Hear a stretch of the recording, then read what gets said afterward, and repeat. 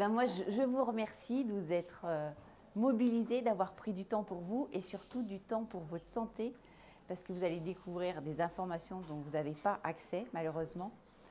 Et j'espère voilà, que ça va engendrer en vous des motivations pour changer un peu votre alimentation. Alors, tout d'abord, j'ai une petite question. À votre avis, nous tous ici dans la salle, on mange combien de grammes de fibres par jour? Est-ce que vous avez une idée? 10, 40, 100, 200, 30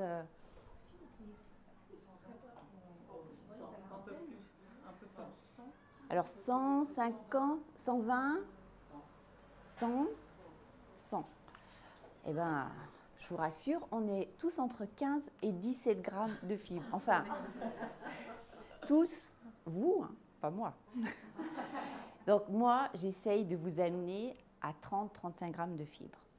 Deuxième question, en 1950, donc on est d'accord, enfin moi, pour moi, c'est l'époque de mes parents, hein, c'est pas l'époque de dinosaures comme pensent mes enfants.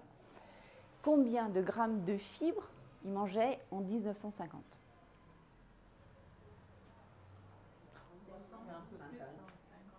50? Ouais. 40? Ouais. Non. Là, ça va être chaud, hein? Non. En 1950, ils mangeaient 50 grammes de fibres. Donc, vous voyez l'évolution en une génération, la consommation de fibres. Donc, ça vous laisse imaginer les répercussions qu'il peut y avoir sur notre santé. Donc, bon, vous me connaissez, je suis Florence. Moi, mon job, c'était on me confiait une molécule et je devais trouver le patient idéal. Donc, ça va dans les dosages, ça va dans les effets indésirables. Il fallait que je formate le patient pour qu'il corresponde à la molécule. J'ai commencé en neurologie, dans les maladies neurodégénératives, donc ça comprend l'Alzheimer, ça comprend d'autres pathologies. Et avec cette molécule, j'avais des résultats, ce n'était pas exceptionnel, mais parfois j'avais des résultats et parfois je n'en avais pas. Donc, je me posais des questions, je me dis, mais le diagnostic est trop tardif, c'est le niveau d'éducation. Enfin, c'est pas normal. Pourquoi tout le monde ne répond pas de la même manière à un traitement? Bon. J'ai continué mon bonhomme de chemin et ensuite je suis arrivée en neurochirurgie avec une molécule sur les douleurs extrêmes. Donc, je vous décris cette molécule en 2 minutes. C'est-à-dire que si vous faites piquer par ce mollusque, en 10 minutes, vous décédez. Donc, c'est un poison ultra puissant. Et moi, mon job, j'avais une goutte, il fallait que je la divise en 300 pour l'injecter chez un patient. Donc, vous voyez que c'est ultra puissant. Donc, avec une molécule, quand vous avez une molécule comme ça dans les mains, vous dites, mais ça va être génial. Tous mes patients, ils vont revenir à 0 sur 10 d'évaluation de la douleur. Et là, de nouveau, je me suis confrontée à ce problème. Alors, j'ai des patients qui me disaient, Florence, mais je revis. J'ai un patient qui était à des doses de morphine incroyables. Je l'ai sevré en 3 semaines et au bout de 6 mois, il me disait, Florence, est-ce que j'aimerais retravailler? Alors ça, c'était les belles réussites. J'avais des patients neuropathiques, lui, il en faisait partie. Donc les patients neuropathiques, c'est des lésions de la moelle, c'est des membres amputés, c'est des des tétraplégiques. Et de l'autre côté, j'avais des patients cancéreux. Et là, alors le résultat, il y en a qui me disaient, pas de gros changements. Puis il y en a aussi, heureusement, qui me disaient, je revis. D'ailleurs, ça a été un peu problématique parfois. Donc, je me suis dit, mais c'est pas possible. Une molécule qui peut révolutionner la prise en charge de la douleur, comment je peux avoir autant de différences de réponse? Donc, ça me hantait, je voulais vraiment une réponse. Du coup, je me suis orientée, j'ai repris mes études à 47 ans. Donc, inutile de vous dire qu'à la fac, quand je suis arrivée, je ne faisais pas la maline. Effectivement, j'étais bien la plus vieille de la session, mais les étudiants ont vraiment pris soin de moi, c'était très sympa. Donc j'ai appris plein de choses en nutrition, parce que même si on est formé en pharmacie, en médecine, on n'a pas toutes les billes en main.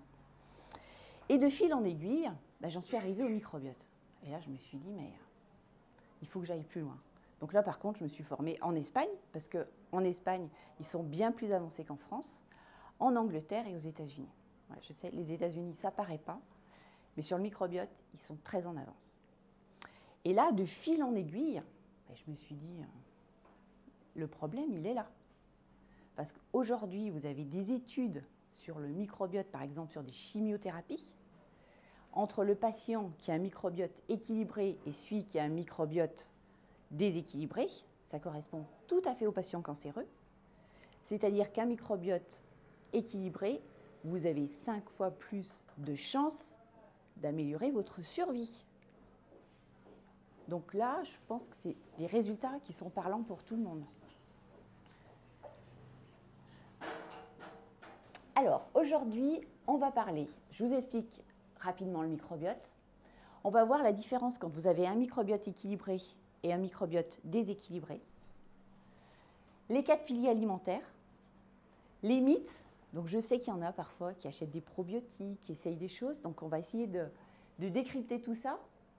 Je vais vous montrer une journée type à 30 grammes de fibres. Après, on fait un petit questionnaire. Enfin, je vous présente donc moi ce que je fais. Et après, vous aurez un temps de parole pour les questions. Alors, le microbiote, c'est quoi? C'est le nerf vague. Est-ce que ça vous parle ou pas du tout? Le nerf vague, il rejoint les intestins, notre microbiote à notre cerveau. Alors pour vous, un nerf, c'est quoi? C'est un influx nerveux? Un influx électrique? Probablement que vous le décrivez comme ça. Alors oui, effectivement, c'est un influx nerveux électrique. Mais cet influx, il vient d'où? Alors il circule dans les deux sens. Il fait cerveau-intestin, mais il fait plus intestin-cerveau. Mais cet influx électrique, on est d'accord, hein, on ne se met pas les doigts dans la prise pour capter l'électricité. Donc on la fabrique nous-mêmes. Et on la fabrique à partir de quoi? Non. On la fabrique à partir des métabolites. Et les métabolites, elles sont issues directement de notre alimentation. Donc, en résumé, si vous ne mangez pas ce qu'il faut, vous n'envoyez pas ce qu'il faut au cerveau. C'est aussi simple que ça. Vous avez peut-être tous entendu parler de la sérotonine. Voilà, cette hormone du bonheur. Ben, elle est là. Hein. Elle n'est pas là.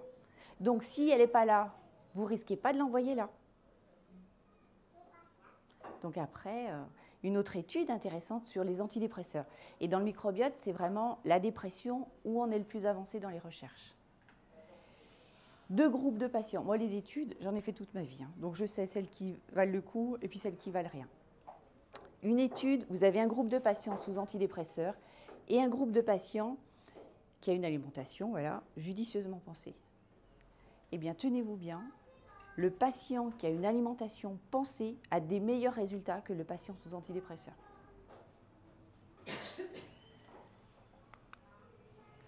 Donc, ce système microbiote, il influe également sur notre système immunitaire. On a 95% de notre immunité qui se trouve dans notre microbiote. Donc si vous êtes sujet à des petits maux, à des rhumes, des maux de gorge, des choses comme ça, eh ben c'est là qu'il faut aller voir. Et c'est pas ailleurs. Et également, retentissement sur tout le système hormonal. Je vous parlais de la sérotonine. On a parlé ce matin des problèmes gynéco. Voilà, tout ça aussi, c'est pris en charge par votre microbiote. Ce matin, on avait une dame qui avait des problèmes gynéco et elle s'est prise en charge elle-même en changeant légèrement son alimentation. Aujourd'hui, elle était à peu près stable. Donc, j'ai vu avec elle, on peut upgrader, c'est histoire de vous débarrasser de cette pathologie. Alors, quand la flore, elle se dérègle.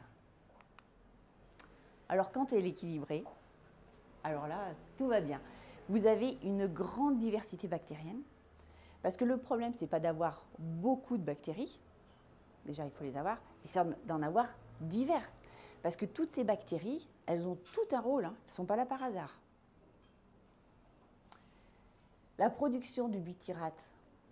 Le butyrate, c'est la principale métabolite. Elle gère l'inflammation.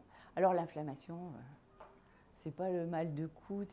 Non, cette inflammation-là dont je vous parle, elle est dans le corps, elle est silencieuse.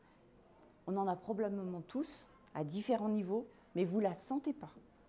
C'est ce qu'on appelle l'inflammation de bas de grade. Et ça, on le stoppe avec le butyrate. Le butyrate, il se fabrique dans le côlon avec des pommes de terre. En mangeant des pommes. Alors, je précise, hein, j'ai dit pommes de terre, j'ai pas dit frites.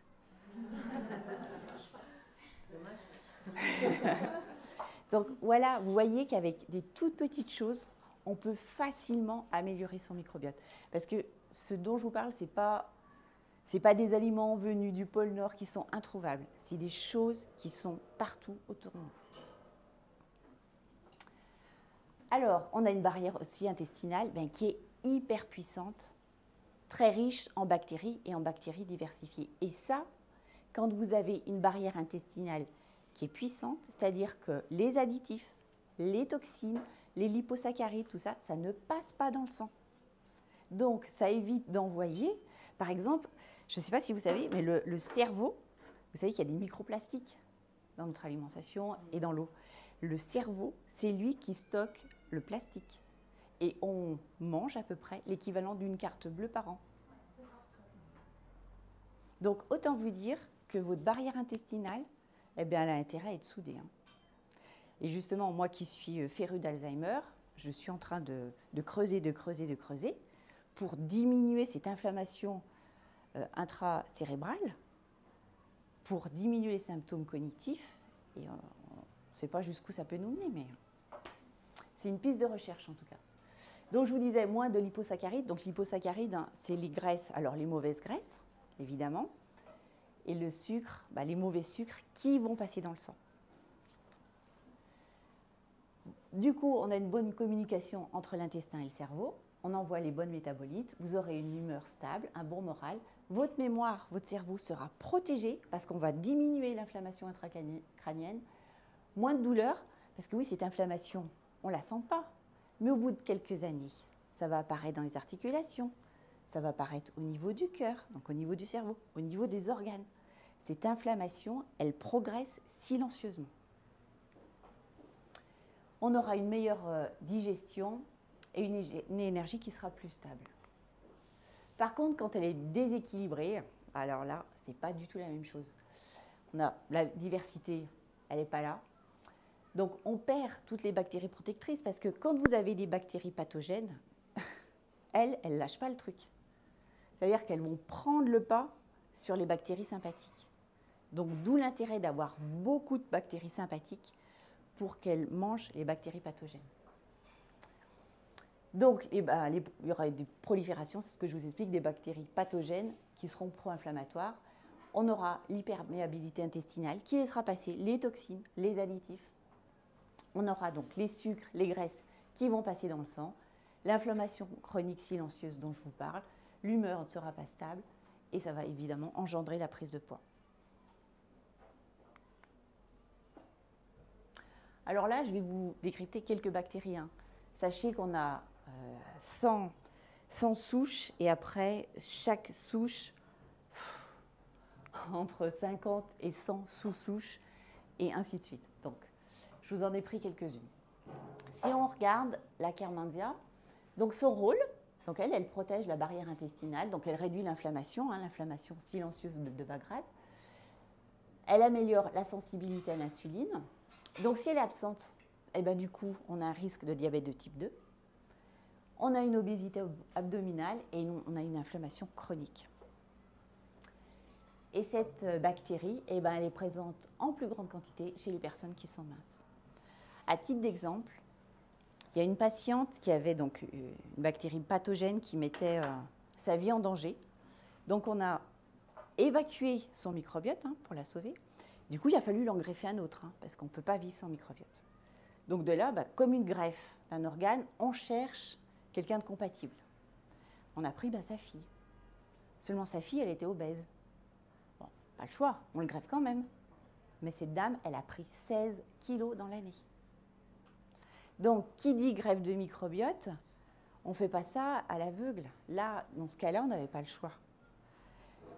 Mais quand il y a besoin, on va chercher un donneur compatible et sain. Mais vous prenez le microbiote de quelqu'un de malade, si vous ne l'êtes pas, vous allez l'être. Donc voilà, aujourd'hui on progresse, mais il y a encore des progrès à faire au niveau de cette recherche-là. Deuxième bactérie, le Faecalibacterium. Donc lui, son rôle, c'est la production de butyrate. Donc le butyrate, hein, on lutte contre l'inflammation. Donc s'il est absent, eh ben, on arrive dans un état inflammatoire de bas de grade, donc silencieux, on ne sent pas l'inflammation, il perturbe le métabolisme et c'est un terrain favorable aux maladies cardiovasculaires. Et qu'est-ce qu'on retrouve? Eh ben, il est en forte baisse chez les personnes qui sont atteintes de diabète et de maladies inflammatoires ou de cancer colorectal. Parce que souvenez-vous, le butyrate, je vous ai dit qu'il se fabriquait dans le côlon. Donc c'est quand même simple d'avoir du butyrate et de le fabriquer soi-même. Troisième bactérie, le Bifidobacterium. Alors lui, son rôle, c'est la fermentation des fibres. Il va réguler le transit et il va équilibrer le pH intestinal. Parce que, donc s'il est absent, bon, on a une digestion altérée, on a un pH trop acide, donc là on va se retrouver avec des ulcères gastro-duodénaux. C'est un terrain favorable donc, aux pathologies, c'est une prise de poids et des troubles digestifs. Il favorise la satiété en stimulant la production de l'hormone coupe-faim. Cet exemple, il est extrêmement parlant. Pourquoi? Parce que moi, j'ai eu des patientes qui ont suivi mon atelier, qui étaient sous pantoprazole, c'est les inhibiteurs de la pompe à protons. Je le savais en début d'atelier, donc puis elles m'ont précisé, elles m'ont dit bon, pas de jus de citron, pas de tomate, parce que pour moi ça passe pas. Je prends ce traitement depuis 15 ans, depuis 20 ans. Je dis ok, pas de souci, on fait avec. Puis au bout de 15 jours, il y en a une qui me dit ah ben j'ai arrêté mon pantoprazole. Je lui dis mais pourquoi tu ne m'en as pas parlé? Ben, ça se fait pas comme ça. Enfin je veux dire, on diminue les doses, on fait 1 jour sur 2. Ah non, mais elle me dit écoute, je vais bien. C'est quelqu'un qui mange maintenant des tomates, qui boit du jus de citron. Et ça, c'est quelque chose que je n'avais pas anticipé. Donc, réellement, quand on acquiert ces nouvelles bactéries, vous avez beaucoup de problèmes qui vont s'envoler. Et là, j'ai eu 2 patientes coup sur coup qui prenaient, voilà, je vous dis, cette molécule depuis des années. Donc, on peut, quand je vois ces ulcères gastro-duodénaux, on peut vraiment en venir à bout, quoi. Et simplement. Et enfin, le Rosuberia, alors lui, il est producteur de butyrate, toujours pour l'inflammation. Donc s'il est absent, ben, on a augmentation du risque d'athérosclérose. Donc vous savez, l'artérosclérose, ce sont les plaques d'athérome, donc de graisse, qui se collent dans les artères. Et là, on se retrouve avec des risques d'infarctus et d'AVC. Donc, mauvaise régulation lipidique, inflammation vasculaire, et vous voyez que cette bactérie réduit chez les patients atteints de maladies cardiaques. Donc, j'ai envie de dire, il n'y a pas de fumée sans feu, quoi. Si vous n'avez pas les bonnes bactéries, vous vous soumettez à des pathologies potentielles. Je vois qu'il y en a qui prennent des photos, on envoie le replay à tout le monde. Donc, si ça peut vous permettre... Alors, les 4 piliers alimentaires. Je vous donne le premier. Est-ce que vous avez idée des autres?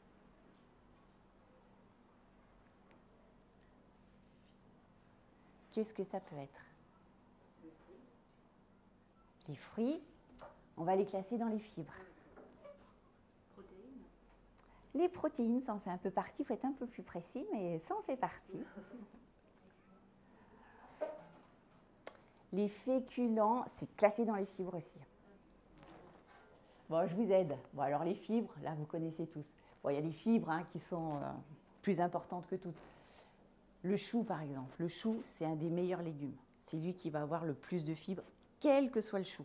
Donc là, n'hésitez pas, mangez du chou. Après, toutes les graines, elles sont bonnes pour la santé. Il y en a qui font la grimace. Mais après, vous pouvez l'accommoder comme vous voulez. Hein.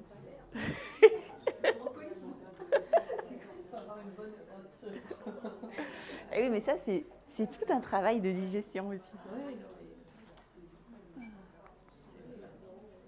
Ensuite, on a les polyphénols. Les polyphénols, c'est hyper important.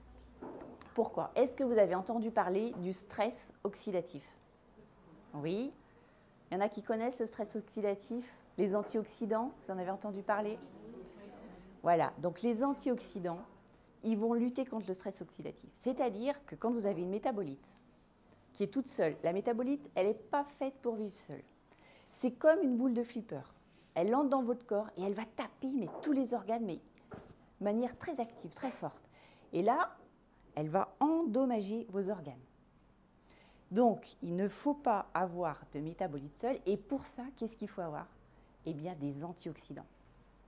Et les antioxydants, bah, ce n'est pas compliqué, hein. On les trouve dans les baies, dans le chocolat, dans le curcuma. Donc, il faut, voilà, le chocolat. Oui, oui, mais oui, moi, j'interdis rien, c'est ce que je dis. Il n'y a pas de frustration. Pas les frites, moins les frites. Donc, voilà. Le chocolat noir. Oui, noir. Ah oui, parce que alors ceux qui me sortent le chocolat blanc, ça ne marche pas. Hein. Et même le chocolat limite. Oui, surtout, surtout. Natacha le répète à juste titre parce que le chocolat, de grande surface, je vais faire une généralité, hein, parce que le marketing est tellement puissant que quand on vous marque du 85% de chocolat, dedans, vous avez la graisse de cacao et vous avez le cacao. Bah, seulement, c'est deux choses différentes. La graisse de cacao, bah, ça ne coûte pas cher. Par contre, le cacao, ça coûte cher. Donc, qu'est-ce qu'on fait? Eh ben, on additionne les deux. Alors qu'un vrai chocolat, c'est du cacao, un vrai pourcentage de cacao. Le pourcentage, il ne faut pas être en dessous de 70. Mais si vous prenez du Lindt, vous êtes à 30. Hein. Vous ne faites pas d'illusions. Hein. Parce qu'aujourd'hui, au prix du cacao, difficile d'avoir une bonne tablette en dessous de 6-7 euros. Hein. Et Natacha en a fait l'expérience. C'est-à-dire qu'elle a acheté du bon chocolat et elle me dit, bah, au lieu de manger une demi-tablette, quand on prend 1 ou 2 carrés de chocolat, de vrai chocolat, on est beaucoup plus vite rassasié. Donc, je sais que c'est peut-être un peu plus cher, mais faites l'investissement et vous verrez, la tablette, elle va vous durer plus longtemps. Et c'est bon pour votre santé, vous n'allez pas vous charger en graisse. Parce qu'un chocolat qui est hyper chargé en graisse, bah, du coup, il va être un peu gras. Alors, on va compenser avec quoi? Avec du sucre. Donc, votre chocolat que vous pensez être bien, enfin, non, c'est pas bien. À ce moment-là, prenez presque du chocolat blanc, quoi. Cacao en poudre noir. Alors, oui, le cacao en poudre noire, je valide s'il est à 100%. Prenez-moi pas du Nesquik. Hein. Non, non, non. Ouais, ouais. Oui, non, mais. Le Van Houten, oui, il est très bien. Moi, j'en ai, je l'utilise aussi. Mais voilà, il faut prendre des choses. N'achetez pas des produits transformés. En fait, quand c'est transformé, c'est ce que je disais ce matin, la seule chose, moi, que j'achète light, quand c'est un produit light qui est transformé mécaniquement. Et il n'y a que les produits laitiers, quasiment, qui sont transformés mécaniquement. Donc, ça veut dire qu'on peut séparer la crème du lait. Et là, ça marche. Sinon, il y a forcément un additif. Quand vous voyez allégé en sucre, non, non. Prenez, on m'a dit, le Coca Light. Non. Prenez du vrai Coca, faites-vous plaisir. Mais n'allez pas mettre de l'aspartame dans votre corps, parce que l'aspartame, on le sait, c'est une catastrophe en additif, mais on n'a pas d'études. Pourquoi? Parce que derrière, vous avez un lobby énorme qui empêche de sortir les études. Donc, il faut aller les chercher et vous ne les aurez jamais à disposition. Donc, voilà, quand vous vous faites plaisir, faites-vous plaisir. Et quand vous pouvez alléger, pensez que ce doit être mécanique. Ensuite, on va arriver sur les aliments fermentés. Alors, qui mange des aliments fermentés dans la salle? Alors, vous mangez quoi? Dites-moi. Du kéfir, de fruits, de... D'accord, c'est bien. Vous le faites vous-même? Non, j'ai appris cet été, on m'a appris des graines de kéfir, Ouais. des champignons, tout ça. D'accord. Et alors? Je ne l'ai pas encore fait, mais c'est intéressant. Ah oui, vous n'avez pas encore pris vos graines? Non. Parce que, est-ce qu'il y en a qui font du kéfir de fruits ici? Oui, Natacha, je sais. Mais moi, parce qu'en France, bon, le kéfir est beaucoup plus développé et on s'échange des graines de kéfir. Et je n'ai pas trouvé ça encore en Espagne. Parce que c'est ultra intéressant.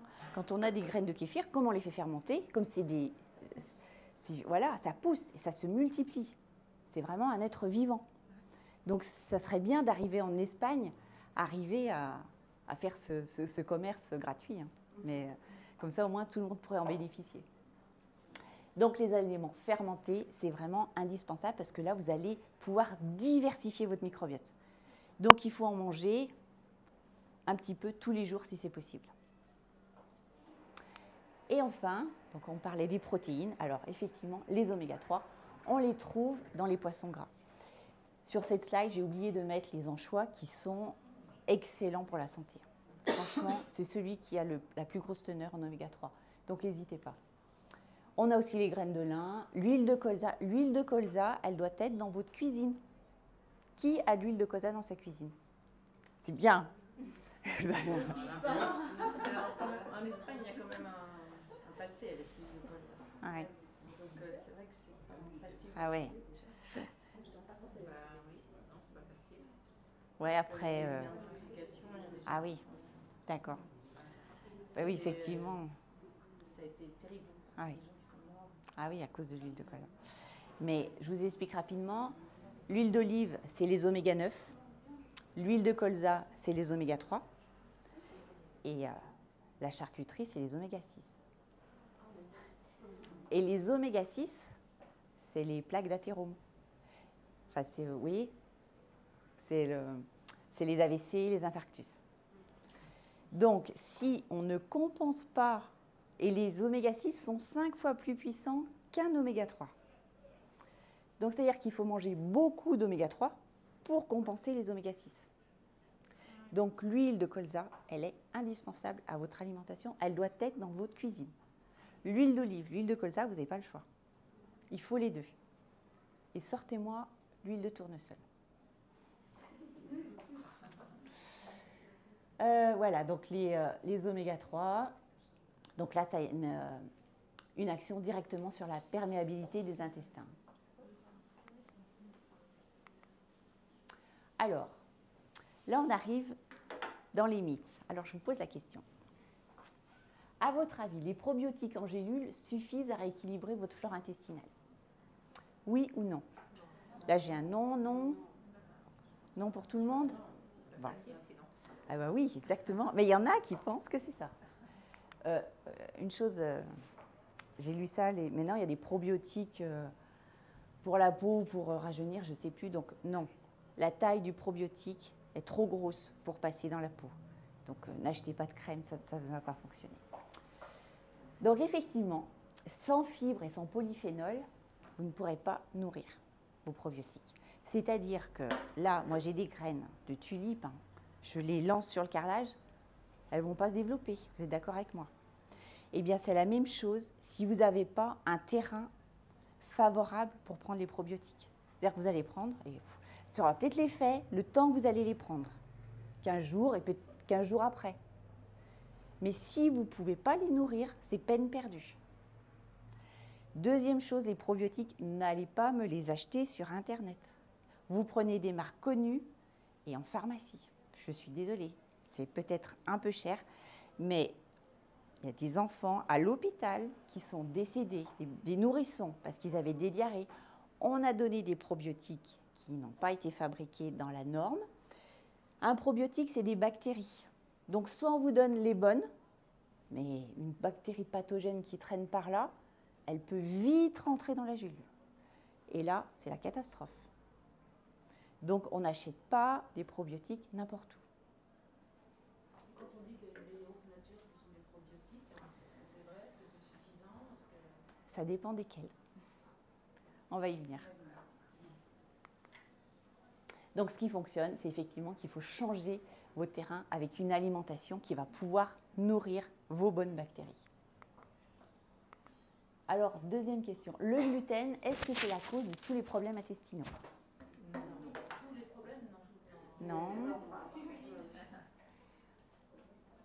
Plutôt non. Est-ce qu'il y a dit oui? Non. Non. Bah merci. Merci, parce que le gluten, effectivement, il n'est pas responsable de tout, sauf si effectivement on a une maladie cœliaque. Mais on met un peu tout sur le dos du gluten, et la problématique, elle n'est pas vraiment là. Il faut surtout éviter tous les produits ultra transformés. Et Natacha n'arrête pas de me le répéter. Elle me dit, fais une fiche pour apprendre à lire les étiquettes. Apprenez à lire les étiquettes. Et Moi, j'ai mes copines de pharmacie qui m'appellent. Donc, vous voyez, même en ayant une formation scientifique, on ne sait pas lire les étiquettes. Et ça, c'est la base. Quand l'autre jour, il y avait un poulet basquaise, poulet basquaise, on est d'accord, c'est du poulet et des tomates. Quand le premier ingrédient sur la liste, c'est pas poulet, ça va pas. Hein. Et quand vous regardez tous vos plats préparés, eh ben c'est un peu ça. Et plus la liste est longue, mais prenez l'exemple de chez vous. Vous faites un poulet basquaise, vous allez mettre combien? 5, 6 ingrédients. Quand vous avez une recette, vous avez 10, 12, 15 ingrédients et puis tous les E derrière, c'est non. Hein. Faites référence à votre bon sens. À la maison, j'aurais fait comment? Et là, tout de suite, ça va vous aiguiller.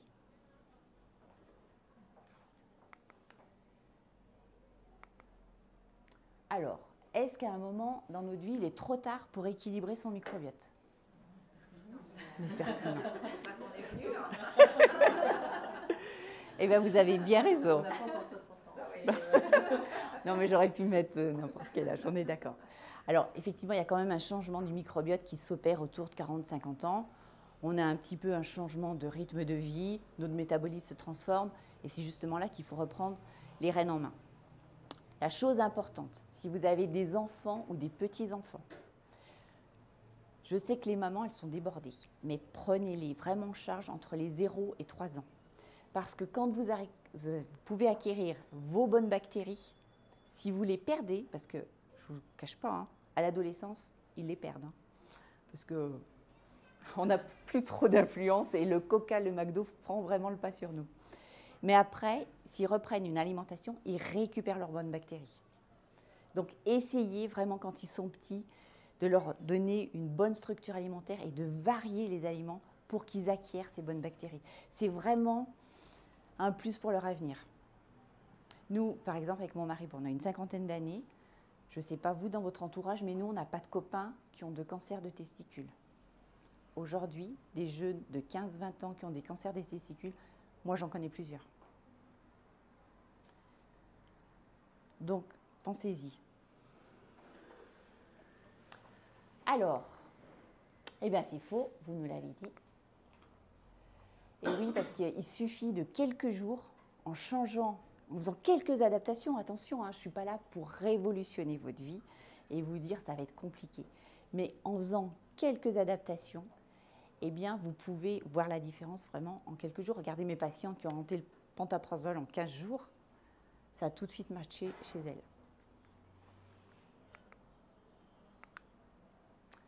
Alors, tous les yaourts sont-ils bons pour le microbiote? Ça, c'était une question qu'on a eue il n'y a pas longtemps. Alors, à votre avis? Non. Et alors, c'est lesquels qui ne sont pas bons?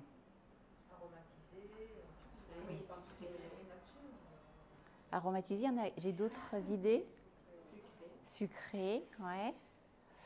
Alors, effectivement, les...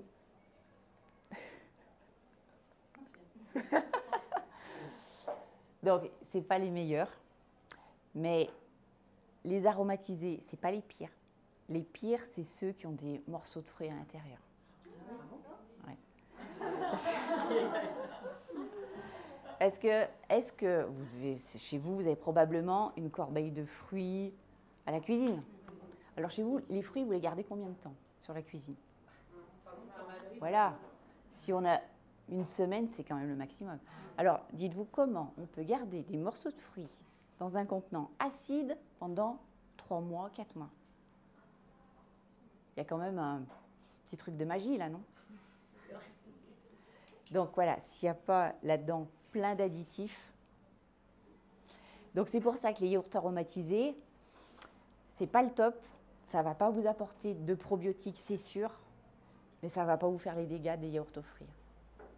Donc à choisir, quand on a du mal à faire prendre des laitages parfois, il faut lâcher sur les yaourts aux fruits. Voilà, donc ce qui fonctionne, c'est les yaourts de... Alors le soja, je l'ai mis, mais je suis un peu contre, parce que les études, c'est pareil, elles ne sont pas encore tranchées. Est-ce que ça influence cancer féminin ou pas? Donc moi, dans mon alimentation, j'ai fait un trait, j'ai dit on ne va pas se polluer avec ça. Pourquoi les yaourts de brebis ou de chèvre? Parce qu'aujourd'hui, alors il y a 50 ans, aussi une vache, elle faisait 10 litres de lait. Et puis aujourd'hui, magie, Elle en fait 20, 25. Donc il s'est bien passé quelque chose, hein. On n'a pas modifié les vaches. Mais seulement, voilà, il y a des hormones, il y a des antibiotiques. Et donc dans le lait de vache, aujourd'hui, parce que les hormones, elles passent dans le lait et elles passent dans nos organes aussi, hein. Donc c'est pour ça que je privilégie le lait de brebis et de chèvre, parce qu'on ne peut pas faire ce mécanisme-là, on ne peut pas leur mettre des hormones et des antibiotiques pour avoir une plus grosse production. Donc c'est pour ça qu'il est plus sain. Alors, une journée à 30 grammes de fibres. Alors on commence au petit déjeuner avec un smoothie de kéfir. Ensuite, des framboises surgelées. Alors, ne bondissez pas quand vous voyez le mot surgelé. Parce que les fruits, les légumes, même le poisson surgelé, moi je dis aussitôt ramassé, aussitôt congelé. Et c'est bien meilleur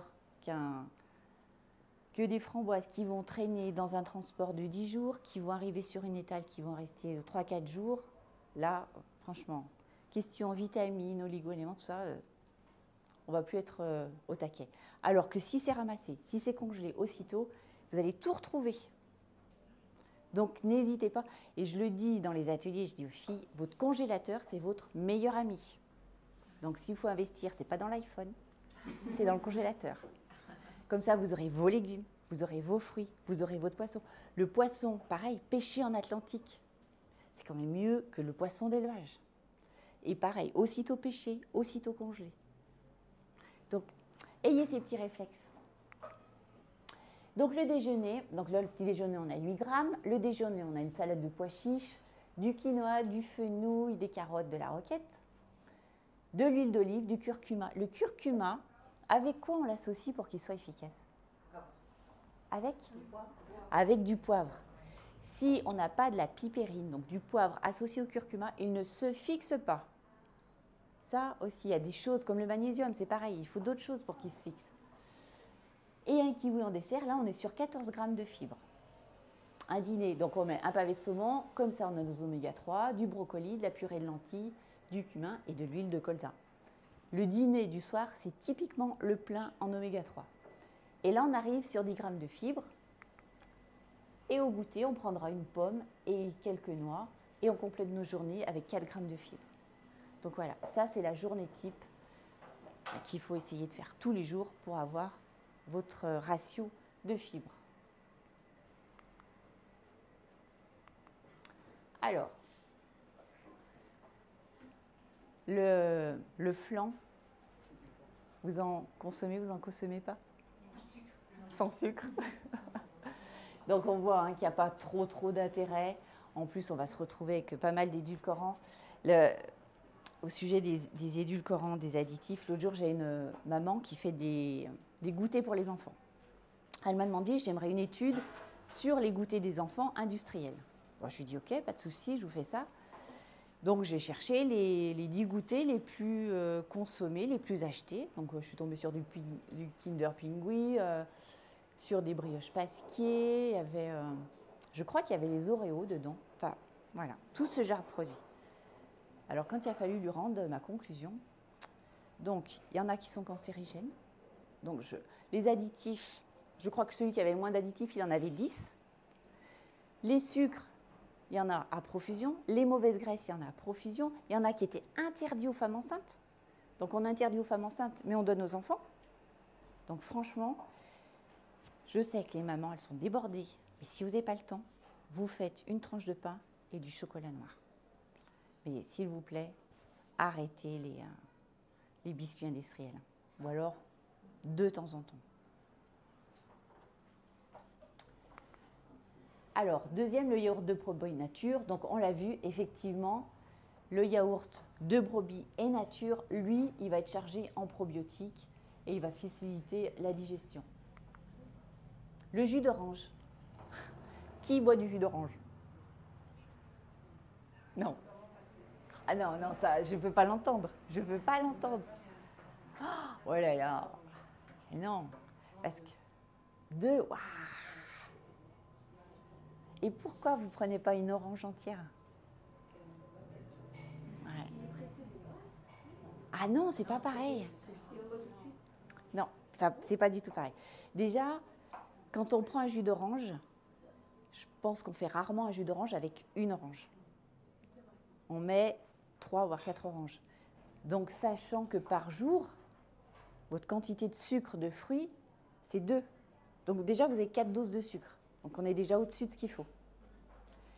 Deuxième chose, dans le jus, vous n'aurez pas les fibres, ou un tout petit peu. Donc c'est vraiment gâché, quoi.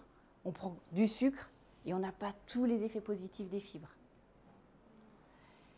Et quand on commence avec un jus d'orange le matin, qu'est-ce qui se passe? On fait monter notre glycémie. Donc là, on est content d'aller en haut. Mais notre corps, lui, il se dit « Oh non, moi, je suis trop chargé en sucre. Il faut que je redescende tout ça. » Donc on balance de l'insuline à fond, en excès. Parce que lui, il pense qu'il est en état d'urgence. Donc on se retrouve en hypoglycémie. Et 2 heures après, votre cerveau, il vous dit « Mais je sens que je suis un peu fatiguée. Il faut que je mange quelque chose. Et plutôt du sucre parce que je sens de la fatigue. » Donc là, on se trouve dans le cercle vicieux. Donc, j'ai besoin de sucre, je suis fatiguée, j'ai besoin de sucre. Et ça, c'est un cercle vicieux. C'est pour ça, le matin, le jus d'orange, si c'est possible de faire sans, c'est mieux. C'est pas poison. Et c'est un peu la même chose pour la compote. La compote de pommes, c'est très bon. Mais méfiez-vous des quantités. Parce que quand on fait une compote de pommes, on prend un petit ramequin, mais on a déjà 3-4 pommes dans ce ramequin. Et qui mangerait 3-4 pommes d'affilée? Ça fait trop. Donc, moi, par exemple, la compote, je la mets typiquement dans mon yaourt. Comme ça, je garde les qualités de la compote, des fibres, du côté sucré, et je garde les qualités de mon yaourt. Le dernier, le pain complet industriel. Alors, vous allez me dire pourquoi c'est un faux ami. Parce que le levain, donc ce qui fait gonfler votre pain, on ne peut pas le transporter.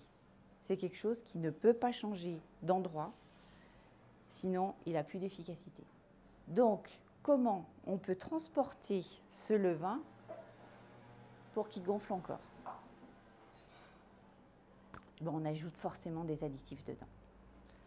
Donc, de temps en temps, ok, mais le pain industriel tous les jours, non. Et vous savez que le pain, il est extrêmement chargé en sucre. Donc, plus vous prenez du pain brun, plus vous aurez des céréales complètes qui ne seront pas raffinées, et meilleur ça sera pour votre santé, et il sera moins chargé en sucre. Plus il y a de fibres, plus vous diminuez votre teneur en sucre.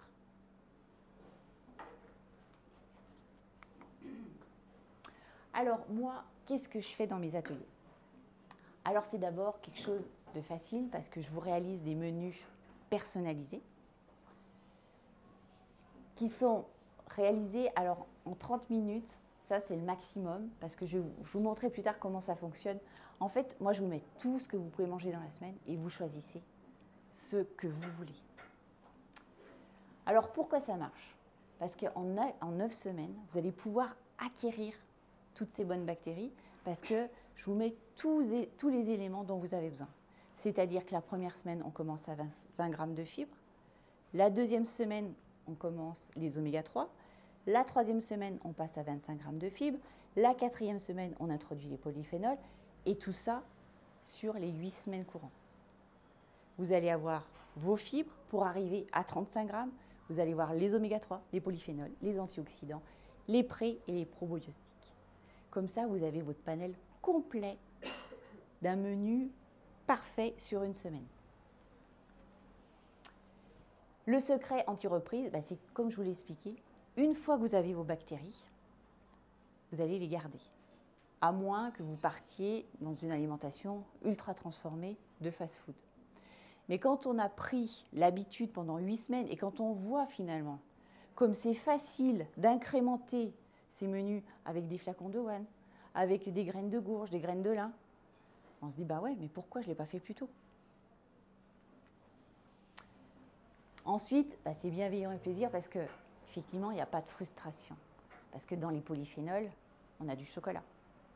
Donc on me dit, mais c'est quand la semaine du chocolat? Elle arrive. Voilà, donc on peut manger de tout, mais on fait attention aux quantités et on fait attention quand on les mange. Et avec quoi on les associe? Et voilà, moi, parce que toutes les semaines, quand on fait un call une fois par semaine, et les filles, elles me disent, ou les messieurs, ils me disent, je vous montrerai, j'ai un patient Richard, qui lui travaillait dans les restaurants gastronomiques. Donc il me dit, mais moi, je n'ai pas le choix. Je suis obligée de manger avec mes clients dans leur restaurant. Eh bien ça, on s'adapte. On prépare l'avant-repas, on prépare l'après-repas. Et je vous explique pas à pas pourquoi on fait ça, parce que je pars du principe que si on comprend pourquoi on fait les choses, eh bien après on les applique. C'est adapté à votre vie parce que ce sont tous des aliments que vous trouvez, mais dans les commerces vraiment de proximité. Il n'y a rien qui vient du bout du monde. La seule chose qu'on me dit souvent, Florence, les topinambours, du mal à les trouver. Alors effectivement, c'est peut-être la chose la plus dure à trouver. Donc dès que vous envoyez, hop, vous gardez ça. Apparemment, il y en a au Carrefour Express, là. Ah ouais? Ici, là, juste à côté, c'est ce que disaient les filles ce matin. Ah oui. Bon, ben, Pas du fenouil. ah oui, on a parlé du fenouil, effectivement, on a eu. Et enfin, je vous le disais, donc il y a un call hebdomadaire et toutes les semaines, on fait le point. Parce que toutes les semaines, je vous envoie aussi une fiche sur un sujet. Je vous explique la glycémie. Je vous explique comment lire une étiquette. Donc, on travaille sur ce que vous avez vécu, comment s'est passée la semaine, comment s'annonce la semaine d'après avec des restos, des apéros, des anniversaires, et on travaille sur la fiche. Et je réponds voilà, à toutes vos questions afin que vous ayez le maximum d'informations et que vous repartiez vraiment avec toutes les informations nécessaires. Donc, comment ça se fait? Je vous ai expliqué, on démarre ensemble. Donc, je vous fais votre menu personnalisé en fonction de votre vie, de vos habitudes de vie. Ensuite, on relance la digestion en augmentant les fibres progressivement. On régule la glycémie parce que plus on instaure de fibres, plus votre glycémie elle sera lissée et moins vous aurez de fringales. Parce qu'il y a aussi des bactéries qui gèrent la fringale, qui gèrent le stockage des graisses, qui gèrent la facilité de perdre du poids. Et progressivement, on va aussi réduire l'inflammation. Parce que petit à petit, vous allez construire votre patrimoine de butyrate. Et on renforce le microbiote, forcément, en introduisant des probiotiques et des prébiotiques pour nourrir tout ce petit monde. Et donc, vous vous retrouvez au bout de 9 semaines avec le plan idéal, voilà, pour avoir le microbiote et toutes les bonnes bactéries qui vont avec.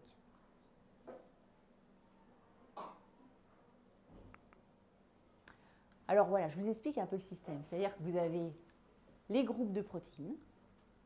Donc ça, c'est vraiment adapté à chaque personne. Là, les quantités, c'est pour une personne type. Et vous choisissez si vous avez le groupe 1 de protéines ou le groupe 2. Les légumineuses, vous choisissez la légumineuse dont vous avez envie ce jour-là, la céréale dont vous avez envie, et les huiles, voilà, qui sont en quantité et conseillées aussi chaque semaine en fonction de l'objectif de la semaine. Donc, relativement simple, vous adaptez les menus à ce qui vous fait envie.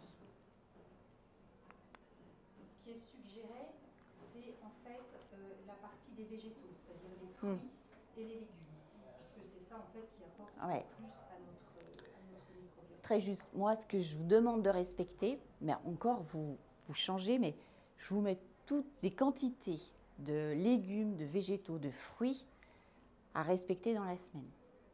Après, vous me dites, non, mais le lundi, il y a du brocoli. Non, mais Flo, j'ai pas de brocoli. Vous le mettez le mercredi, le jeudi, peu importe. Et là, vous avez votre base pour la semaine. Après, vous voyez, il y en a qui suivent à la lettre. Il y en a qui modifient parce que bon, il y a des événements, on n'a pas eu le temps de faire toutes les courses, voilà. Mais c'est vraiment à la carte. Donc voilà, là, je vous parlais de Richard tout à l'heure, celui qui fait que les repas gastro. Eh bien, alors lui, c'est très intéressant parce que lui, il a une polyarthrite ankylosante. Et donc, oui, il est pas mal handicapé. Et comme il fait beaucoup de repas gastronomiques, sa polyarthrite a progressé. Et en adhérant à l'atelier, il a considérablement réduit sa polyarthrite, ses crises de polyarthrite. Et ce matin, il y avait une personne aussi avec qui on va travailler parce qu'elle a adopté cette alimentation. Et elle m'a expliqué qu'elle faisait 26 injections pour réduire donc ces crises de polyarthrite par an. Et en changeant son alimentation, elle est passée à 3. Donc ça change la vie. Dani, elle est arrivée, elle sortait d'une chirurgie du genou avec des anti-inflammatoires à haute dose. Elle ne supportait pas ces anti-inflammatoires. Eh bien, au cours des 8 semaines, elle m'a dit, bah, ça y est, je supporte mieux mes anti-inflammatoires. Donc vraiment, des cas dont j'espérais pas ce résultat-là. Véro, elle est venue pour améliorer sa prise de sang. Bon, c'était bien joué, elle a perdu du poids. Et Valérie, c'est elle, une des personnes qui a arrêté son pantoprazole, son inhibiteur de la pompe à protons. Voilà, donc de belles expériences, de belles réussites. Moi, j'en suis très contente et je demande qu'à en voir d'autres. Voilà, je vous remercie pour votre écoute et si vous avez des questions, eh ben, je suis là pour y répondre.